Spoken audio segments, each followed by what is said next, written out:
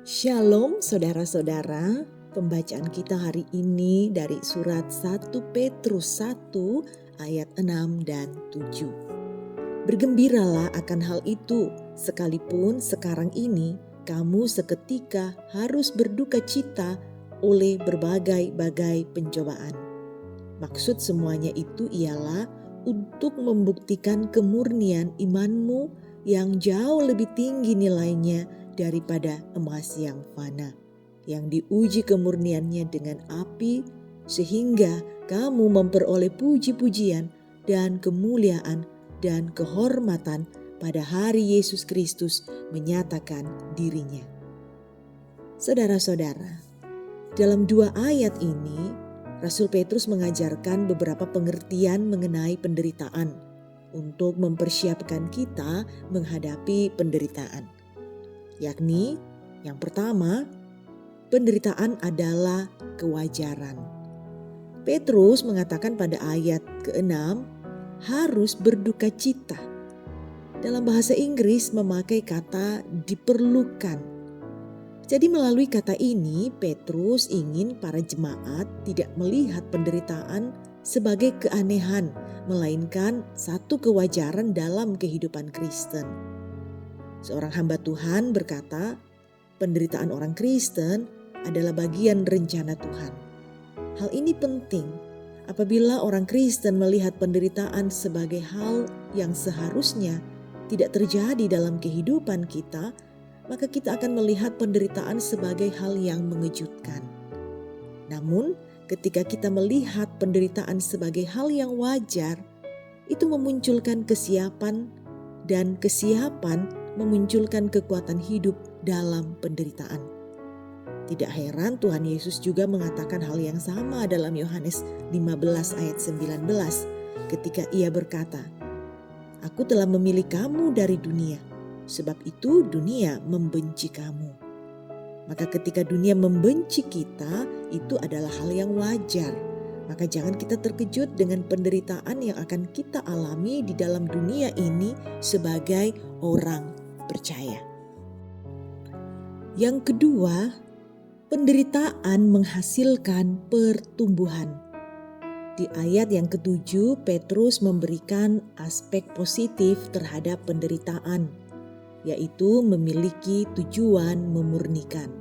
Dengan kata lain, menghasilkan pertumbuhan. Pertumbuhan muncul melalui penderitaan. Solusi terhadap penderitaan bukanlah hidup tanpa penderitaan. Tetapi kekuatan akan muncul melalui pertumbuhan yang Tuhan berikan melalui penderitaan. Sebagai contoh, seperti seorang pelari, ia akan kuat menghadapi penderitaan ketika berlari justru karena dia sering menderita latihan, bukan karena menghindari latihan. Tuhan mengirimkan ujian untuk menguatkan kepercayaan kita akan Dia sehingga iman kita tidak gagal. Semua ini tidak terlepas dari karya kematian Kristus di atas kayu salib. Kematian Kristus menghilangkan penderitaan sebagai hukuman yang membinasakan dan menjadikan penderitaan tersebut sebagai sarana pertumbuhan. Roma pasal 5 ayat 3 dan 4 berkata, "Dan bukan hanya itu saja, kita malah bermegah juga dalam kesengsaraan kita. Karena kita tahu bahwa kesengsaraan itu menimbulkan ketekunan, dan ketekunan menimbulkan tahan uji, dan tahan uji menimbulkan pengharapan."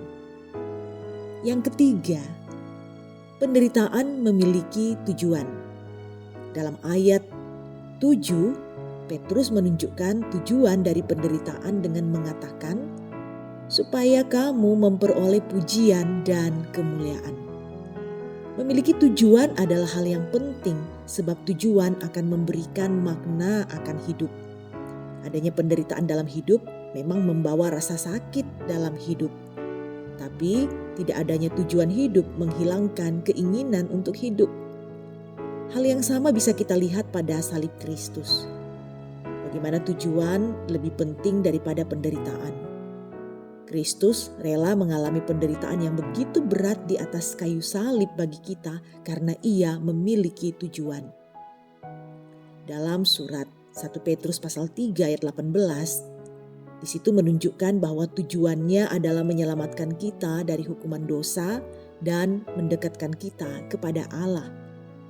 Maka dari itu, sama seperti Kristus yang rela mengalami penderitaan untuk mencapai tujuan, mari kita dengan sabar menghadapi penderitaan demi tujuan yang ada di depan sana, yakni pujian dan kemuliaan.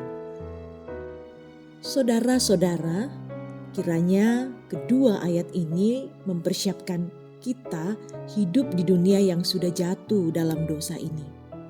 Kita merasa aman karena penderitaan kita adalah bagian dari rencana Allah. Kita bersyukur dalam penderitaan karena penderitaan kita bukan tidak berguna, tapi bermanfaat untuk pertumbuhan rohani. Bukan karena kehidupan itu menyedihkan, tetapi oleh belas kasihan Tuhan, kehidupan kita memiliki makna. Terpujilah nama Tuhan. Amin. Mari kita berdoa. Ya Tuhan, ajarlah kami mengerti bahwa setiap pergumulan dan penderitaan adalah alat di tangan Tuhan untuk membentuk kami. Karuniakanlah sukacita dalam hati kami senantiasa. Bukan karena berbagai pergumulan yang datang, tapi sukacita karena Engkau Allah yang setia menyertai. Sebab di dalam kelemahan kami, kuasa-Mu menjadi sempurna. Di dalam nama Tuhan Yesus Kristus kami berdoa. Amin.